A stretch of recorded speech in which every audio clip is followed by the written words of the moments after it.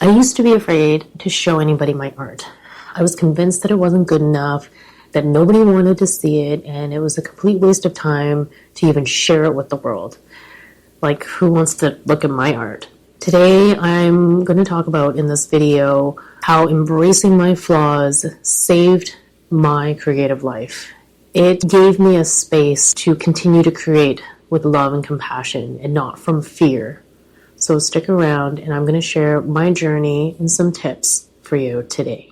So we all know that perfectionism can paralyze us. My prime example is I get really fixated when I'm drawing a character and the eyes aren't working out and the colors don't seem right, or I've taken too many breaks, the stop-start isn't working for me, and I just end up pushing that piece of paper aside and not even looking at it at all. I was being really judgmental towards my work, and it was stifling my creativity. I wasn't able to move forward or do anything towards my creative projects when I was sitting there hating on myself. I was sitting there hating on these imperfect pieces, and I wasn't able to create a replication of an animal or a person that I wanted to draw. At some point, I realized that this was kind of an illusion I had. This a limiting belief that I was stuck in this space where I judged my art to the point where I didn't make art, and it made me feel so uncomfortable.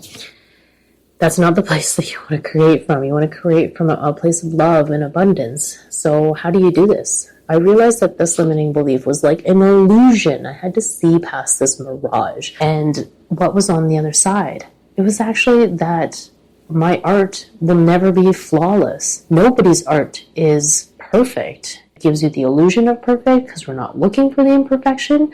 Because they're being authentic and real, the imperfections make it deeper and meaningful for us to connect to because we see the human qualities within it.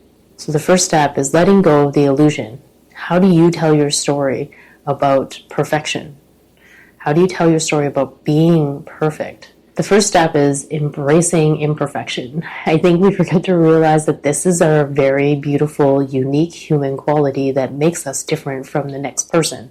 If not, we can just use AI and I can put in the same prompt as you and we're all going to get the same piece of art, and that doesn't seem very meaningful at all. Is that the way we want to create? I truly believe that those imperfections that we see within ourselves are just us being vulnerable, authentic, and true. It's honest, raw, real. I could throw a bunch of words at this, but you get the point. So how do we embrace imperfection? Well, that's reframing the story. So my story is, my art is not good. I think that my art is no good and that nobody wants to see it. I don't know if this is true or not unless I put it out there. Now, why does it make me feel uncomfortable? Because it's not perfect. Now, can I surrender to that idea and just say, my art is imperfect and I am okay with that. My art is imperfect and that is part of the human experience. My art is imperfect because I'm not perfect. And that's also what makes me so special and unique. And same with your art, letting go of the fact that it's forever. Your art is not forever. Your art grows and changes as you grow and change, and you increase your skills, and you work dedicatedly and devotedly towards your art. So we can look back 10 years from now and say, wow, our art was not great, but look how far I've come because I never gave up. When we finally let go of this and we embrace that imperfectness, those flaws that we have negatively inputted onto, when we can create authentically from a place of love, we are now expressing our truths. Now, I truly believe that there's a lot of self-discovery to be there. You're going to find out things that bother you and not bother you and will trigger you, and that's where I love to take the moment and being like, why does this make me feel so uncomfortable? What is it about this that makes me feel like I need to be perfect? What can I do to combat this? What is it trying to protect me from? It's protecting me from being seen in my light.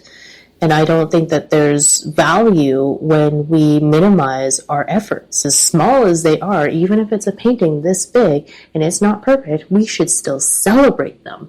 Take a picture of it, share it with your friends, show it to your family. We are meant to be proud of, and we don't need to belittle ourselves. There's enough judgment and criticism that comes up from up here. It's nice to just dial that back. It gives us the opportunity to really shine through, to stand in our power. And by doing that, it truly makes us create more authentically, more vulnerably, more honestly with ourselves. The takeaway here is your art is for you. It's not for anybody else. It's about how it makes me feel when I make a piece of art. I look at it and I say, wow, this piece of art makes me feel like I'm really proud that I finished this piece. It doesn't have to be a masterpiece every time. If we were able to paint masterpieces every single time, everybody would be painting masterpieces. There is serious power in being authentic. You are more relatable. Your art is more relatable. It's more true to who you are. It shines your self-expression, your unique voice, your unique style.